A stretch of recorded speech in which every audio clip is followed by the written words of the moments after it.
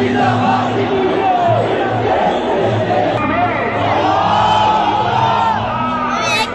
চুপ করে থাকতে পারিনি।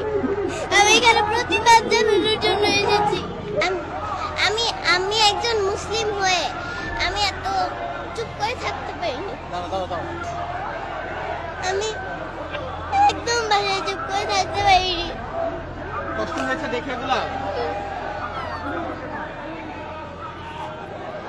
যখন দেখেছো তখন কি মনে হয়েছে?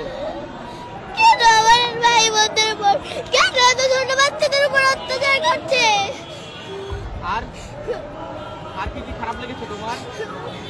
আমাদের মুসলিমদের উপরেই কেন এত অত্যাচার করা হয়? এই যুদ্ধ বন্ধ, আর এটাই চাই আমি। এটাই চাও? আল্লাহর কাছে দোয়া করছো? জি।